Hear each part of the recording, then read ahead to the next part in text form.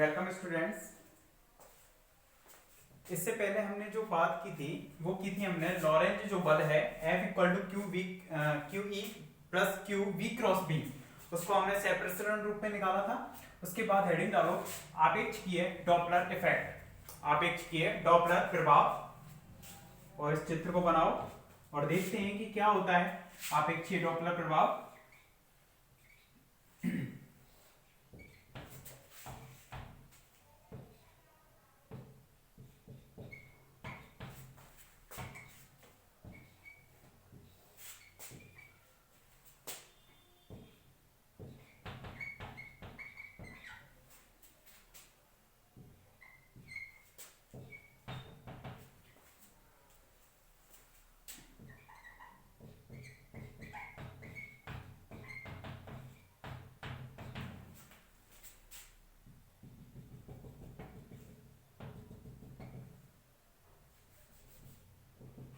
आपेक्षीय Doppler प्रभाव heading डालो और उसमें देखो पहले क्या है डॉपलर इफेक्ट। आपने देखा होगा कभी भी जब एम्बुलेंस आपके नजदीक आती है, उसका सायरन बजता है, या पुलिस की गाड़ी जब पास में आती है तो उसका जो सायरन बजता है, तो आपने देखा होगा जैसे जैसे वो नजदीक आती है तो उसके सायरन की जो ध्वनि है वो तेज होने लगती है, और जैसे जैसे वो हमसे दूर होने लगती है वैसे वैसे उसकी जो ध्वनि है वो कम होने लगती है। और यदि वो स्थिर अवस्था में है तो उसकी जो ध्वनि है वो हमें समान रूप से दिखाई देगी, सुनाई देगी, दिखाई नहीं सुनाई देगी। ठीक है, इस तरह से होगा।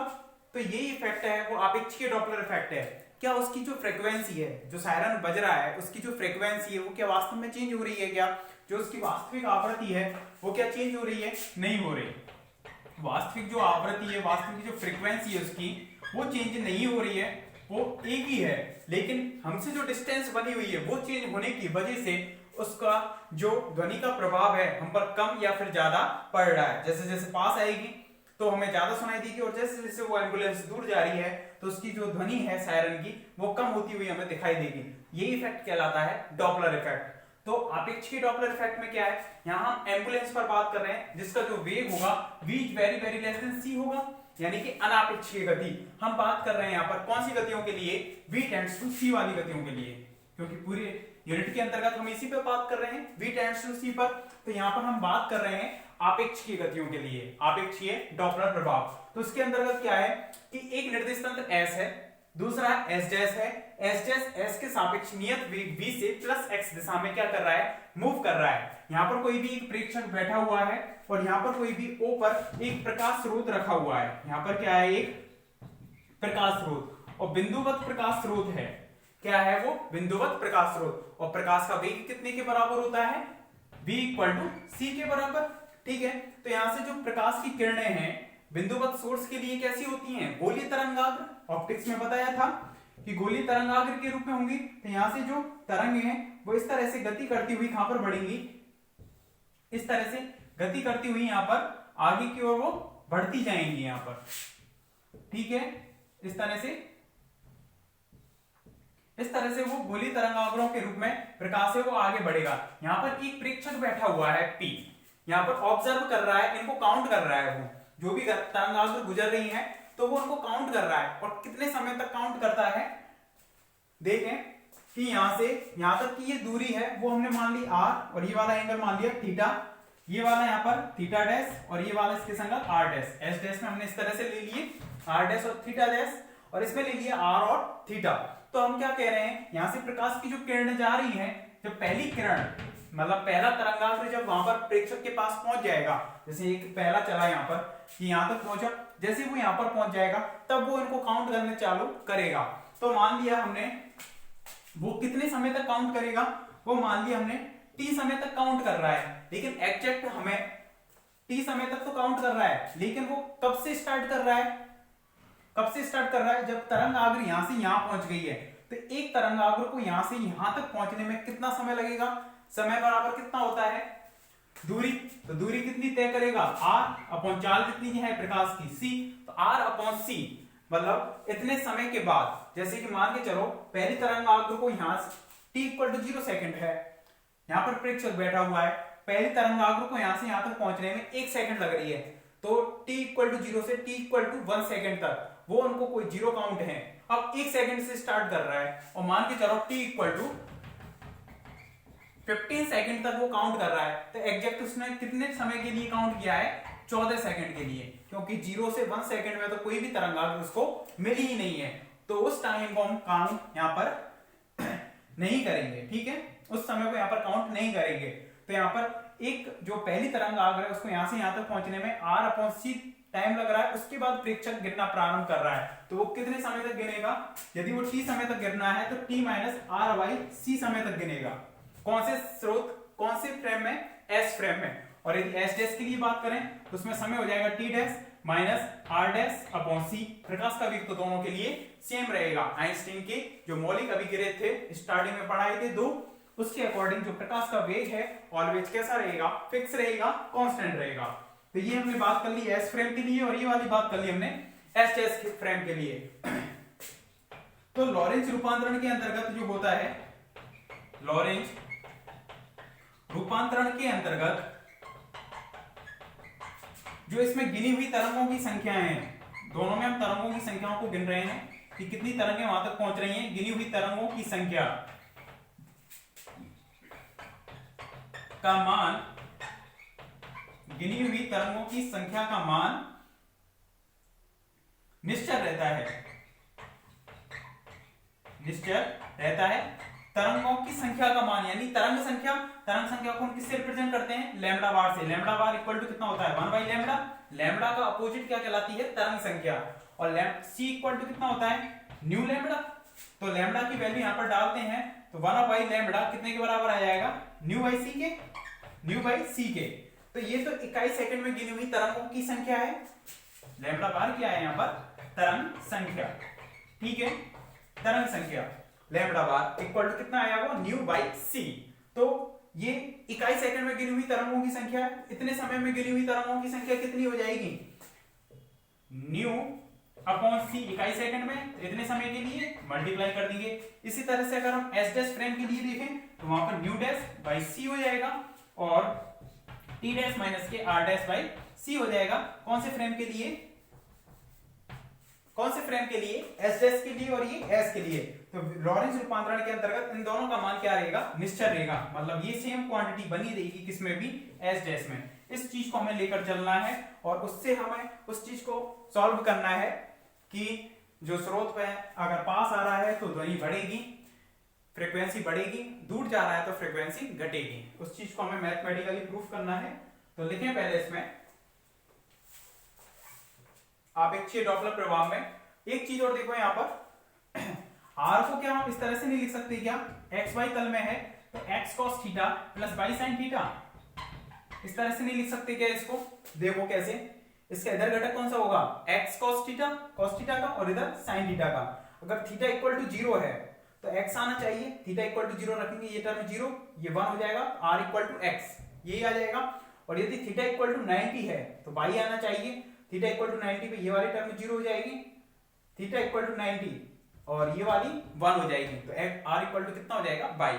ठीक है, इस चीज को सेटिस्फाई कर रहा है। इसी तरह से हम आर डैश में भी लिख सकते हैं इस चीज को इस तरह से कि X dash cos theta dash plus Y dash sin theta dash, इस तरह से हम इसमें भी लिख सकते हैं। तो आपको क्या करना है? आपेक्षीय डॉपलर प्रभाव हेडिंग डालो, उसमें चित्रों को बनाओ, इनको दोनों को, पहले चित्रों को बनाओ।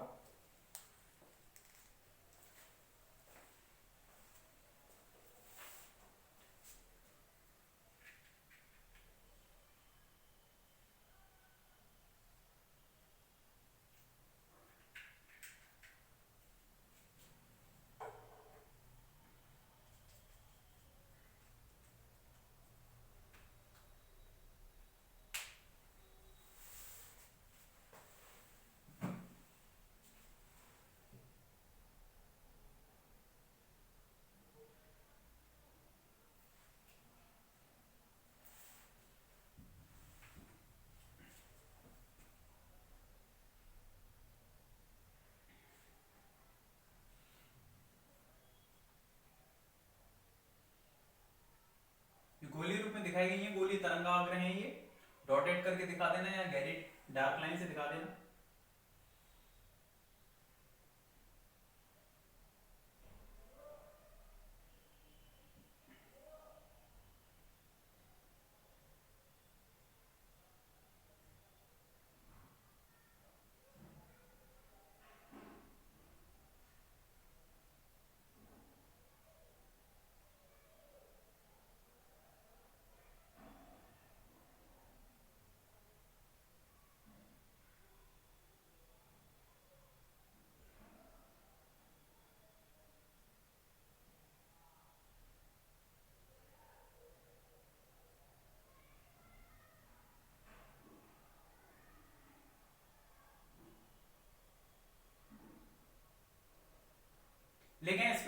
यदि स्रोत व प्रेक्षक के मध्य आपेक्षिक गति हो तो, यदि स्रोत व प्रेक्षक के मध्य आपेक्षिक गति हो तो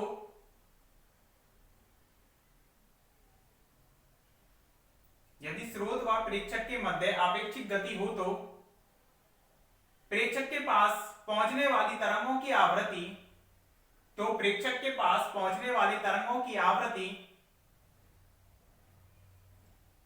वास्तविक ना होकर प्रेक्षित महसूस होगी। तरंगों की आवृत्ति वास्तविक ना होकर प्रेक्षित महसूस होगी। नेक्स्ट लाइन से लिखना, माना S तथा S' दो निर्देश तंत्र हैं। माना S तथा S' दो निर्देश तंत्र हैं, जिनमें से निर्देश तंत्र S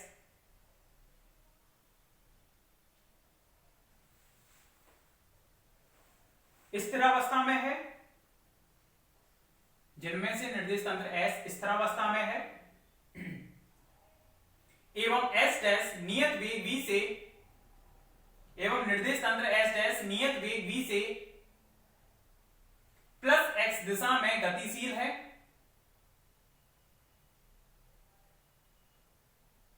नियत वेग v से प्लस x दिशा में गतिशील है।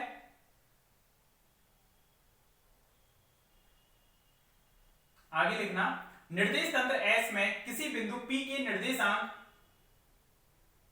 निर्देश तंत्र S में किसी बिंदु P के निर्देशांक r, थीटा एवं S' में r', थीटा डैश हैं।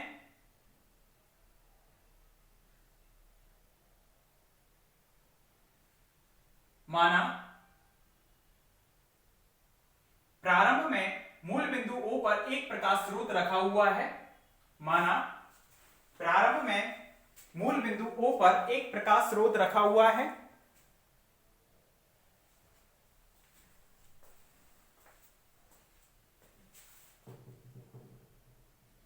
जिनमें से गोलीय तरंगाग्र उत्सर्जित होती हैं, जिनमें से गोलीय तरंगाग्र उत्सर्जित होती हैं।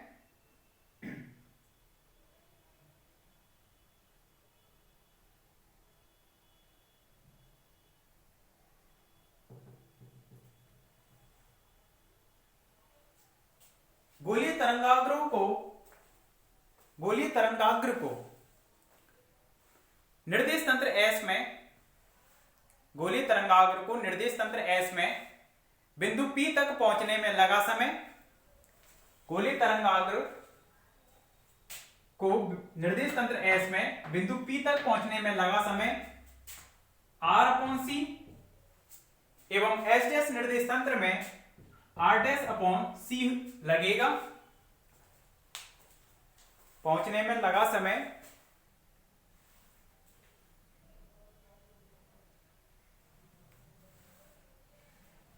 S निर्देश तंत्र में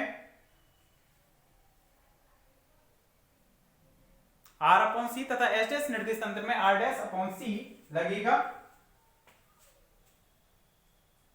नेक्स्ट लाइन से लिखना, समय t इक्वल टू 0 पर एक गोलीय तरंगाग्र, समय t इक्वल टू 0 पर एक गोलीय तरंगाग्र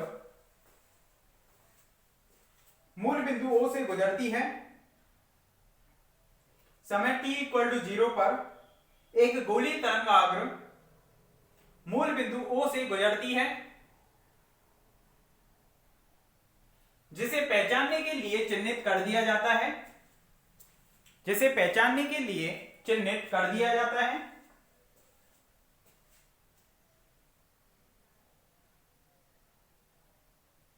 जब यह चिन्हित तरंगाग्र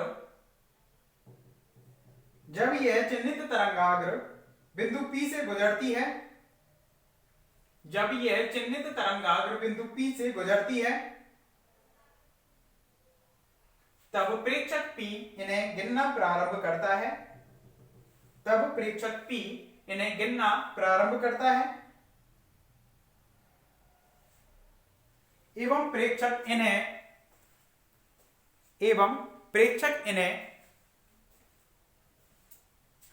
t-r/c समय तक गिनेगा। ये वाला t माइनस आर अपॉन सी समय तक गिनेगा।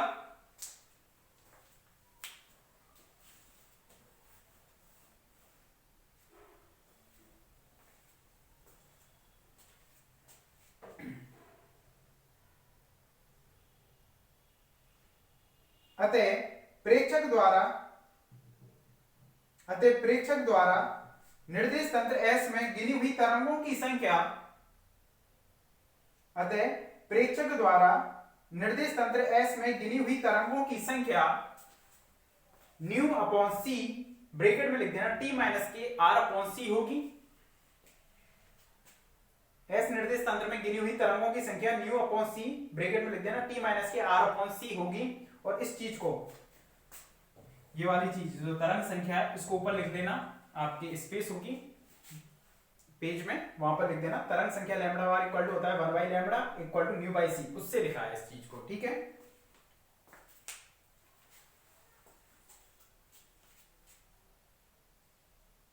इसी प्रकार आगे लिखना नेक्स्ट लाइन से, इसी प्रकार निर्देश तंत्र एस डैश में गिनी हुई तरंगों की संख्या, इसी प्रकार निर्देश तंत्र एस डैश में गिनी हुई तरंगों की संख्या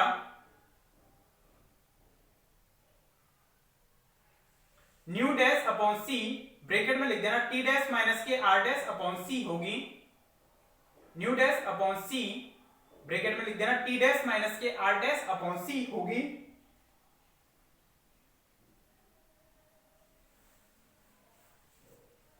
चूंकि लॉरेंज रूपांतरण के अंतर्गत, चूंकि लॉरेंज रूपांतरण के अंतर्गत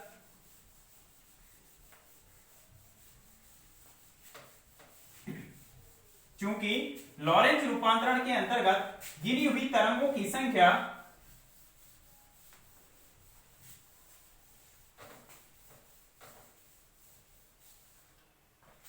चूंकि लॉरेंज रूपांतरण के अंतर्गत गिनी हुई तरंगों की संख्या का मान निश्चल रहता है, अर्थात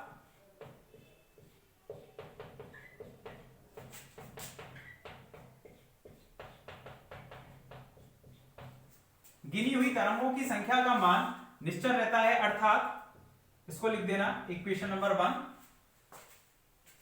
चूंकि r डैश इक्वल टू कितना है हमारे पास, x dash cos theta dash plus y dash sin theta dash, और r की वैल्यू है x cos theta plus y sin theta, ये है। इसलिए हम इसको इस तरह से लिख सकते हैं न्यू बाई सी, ठीक है। t माइनस के r की वैल्यू डाल देंगे x cos theta plus y sin theta upon c, ठीक है, equal to nu dash upon c, और यहां पर t डैश माइनस की r डैश की वैल्यू आ जाएगी x dash cos theta dash plus y dash sin theta dash, और अपॉन में कितना हो जाएगा c, ठीक है। इस तरह से हो जाएगा, c से c बाहर वाला कैंसिल आउट हो जाएगा, तो न्यू t माइनस की x cos theta plus y sin theta upon में c equal to nu dash t dash minus के x dash cos theta dash plus K y dash sin theta dash upon में कितना हो जाएगा c। ये वाली समीकरण यहां तक आई, इसको डाल देना इक्वेशन नंबर 2, लिखें यहां तक।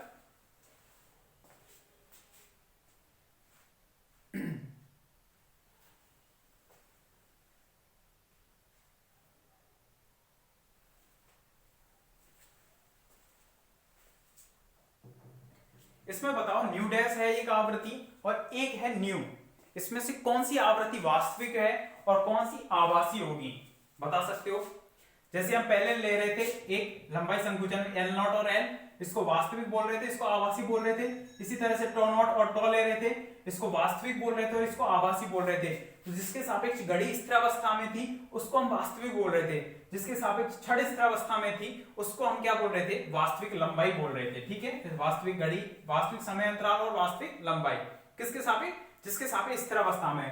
तो यहाँ पर जो फ्रीक्वेंसी है, प्रकाश स्रोत को नहीं, उसकी फ्रीक्वेंसी, तो उसकी फ्रीक्वेंसी तो प्रकाश के वेग से गति कर रही है, उसकी जो फ्रीक्वेंसी है उसका वेग कितना है, प्रकाश के वेग से गति कर रही है तरंग, तरंग है ये जो गोलीय तरंग आगे है c वेलोसिटी से मूव कर रही है, और यहाँ पर ये जो हम प्रकाश स्रोत को सॉरी एस डैश को जो ले रहे हैं वो भी v टेंड्स टू c होगा यहाँ पर, क्योंकि कौन सी गतियां पढ़ रहे हैं आपेक्ष की गति, तो ये भी v टेंड्स टू c है और ये भी कितना है v इक्वल टू c, तो दोनों का वेग समान है, मतलब ये जो तरंग है वो किसके सापेक्ष स्थिर अवस्था में होगी, एस डैश के सापेक्ष, तो एस डैश के सापेक्ष जो आवृत्ति हम मान के चल रहे हैं कौन सी, न्यू डैश, ये होगी कौन सी आवृत्ति, वास्तविक आवृत्ति, ध्यान रखना इस चीज का, इसके सापेक्ष स्थिर अवस्था में है एस डैश के सापेक्ष, तो उसके सापेक्ष ये आवृत्ति वास्तविक आवृत्ति है, और न्यू जो होगी इसका में आभास होगा, ये आभासी होगी, आभासी आवृत्ति, ठीक है, तो यहां लिख देना जहां न्यू डैश और न्यू ये हैं, न्यू डैश और न्यू क्या है उनको लिख देना।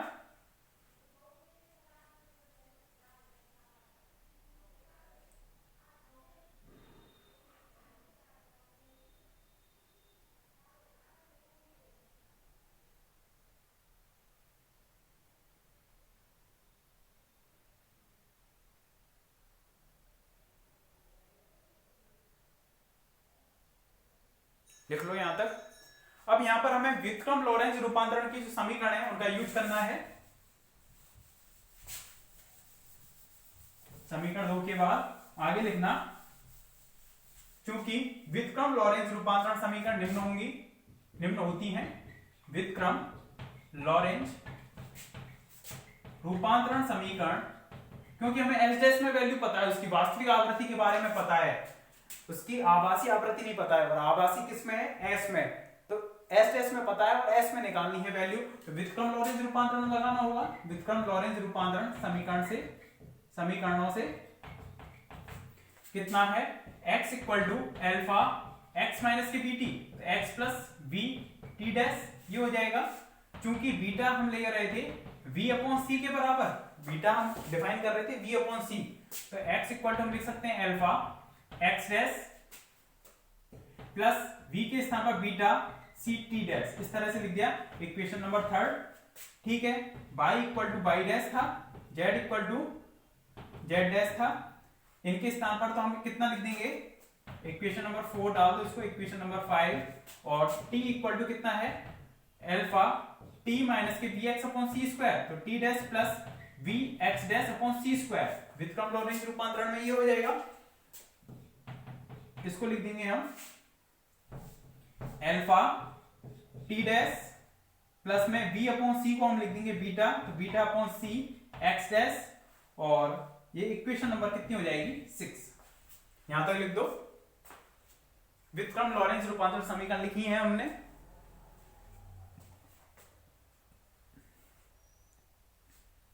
और इन वैल्यू को किसमें डालेंगे, समीकरण नंबर 2 में,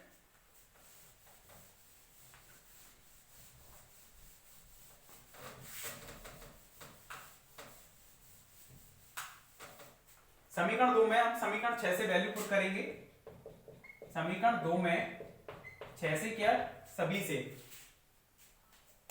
समीकरण 2 में इन मानों को रखने पर इस तरह से लिख दो, इन मानों को रखने पर कितना हो जाएगा, न्यू t की वैल्यू रखते हैं, कितनी है, न्यू t की वैल्यू है, इसकी वैल्यू रखेंगे alpha t dash plus beta upon c x dash, minus के x की वैल्यू रखेंगे alpha x dash plus beta c t dash, ठीक है, cos थीटा प्लस में y की वैल्यू रखेंगे कितनी, y डैश, और यहां पर sin थीटा, ये हो जाएगा, ठीक है, और अपॉन में इसके कितना है, c, ये हो जाएगा, इक्वल टू चलेगा न्यू डैश, इधर सेम रखना है, t डैश माइनस के x dash cos theta dash plus y dash sin theta dash upon में c, यहां तक लिखो, और इक्वेशन नंबर 7 इसको दे देना।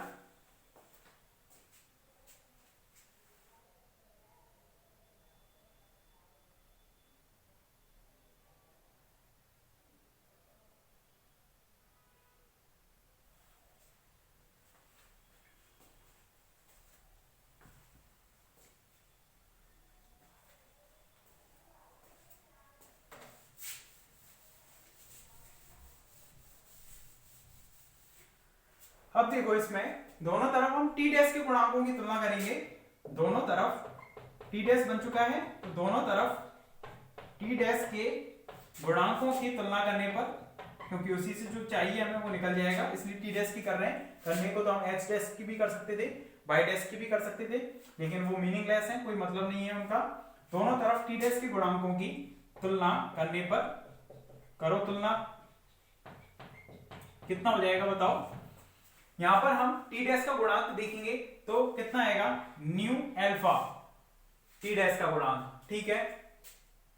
और टी डैश का गुणांक यहां से आएगा माइनस के अल्फा बीटा सी कॉस थीटा, अल्फा बीटा सी और कॉस थीटा। ये टी डैश का गुणांक यहां से बन जाएगा, अपॉन में सी और चलेगा क्योंकि सी और आएगा ये, और साथ के साथ न्यू का भी गुणा होगा, ठीक है, ये हो जाएगा। इसी तरह से टी डैश का गुणांक यहां पर देखेंगे तो टी डैश का गुणांक न्यू डैश, ठीक है, न्यू डैश, और यहां से टी डैश का गुणांक कोई है ही नहीं, इसलिए इतना ही रहेगा। अब यहां पर कितना हो जाएगा, सी से सी कैंसिल आउट हो रहा है, nu alpha minus K nu alpha beta cos theta equal to nu dash. तो न्यू अल्फा को कॉमन ले लिया, 1 minus K beta cos theta equal to कितना हो जाएगा, न्यू डैश।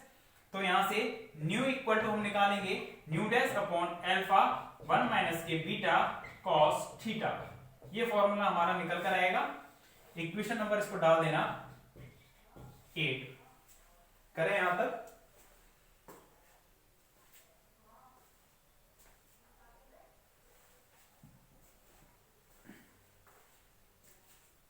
और अल्फा इक्वल टू कितना होता था,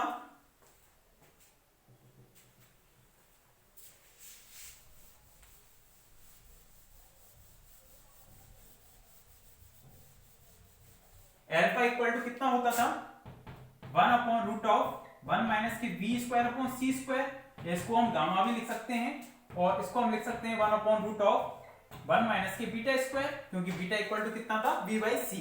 तो इसको अथवा करके हम ऐसे भी लिख सकते हैं, अथवा nu equal to nu dash upon में गामा के फॉर्म में लिख सकते हैं 1 minus K beta cos theta, इस तरह से, ठीक है, इस तरह से लिख सकते हैं इसको, और इसको डाल देना equation number 9। Equation number 9, alpha को हमने केवल चेंज किया है गामा में, क्योंकि अल्फा इक्वल टू गामा थे, दोनों को हम सेम वैल्यू लिख रहे थे, 1 माइनस के B square upon c square. वो भी सही है, ये भी सही है, लेकिन जनरली जो फॉर्मूला लिखा जाता है वो गामा के फॉर्म में लिखा जाता है, इसलिए ध्यान रखना। 1 minus K beta cos theta, तो बीटा इक्वल टू कितना होता है यहाँ पर, ये लिख देना, जहां बीटा इक्वल टू है बी बाई सी, और न्यू डैश तो है वास्तविक आवृत्ति, वास्तविक आवृत्ति, और न्यू है आभासी आवृत्ति। अब इस पर केस करेंगे आगे, उन केसों को देखेंगे हम नेक्स्ट लेक्चर में, ठीक है। यहां तक कंप्लीट कर लेना, थैंक यू।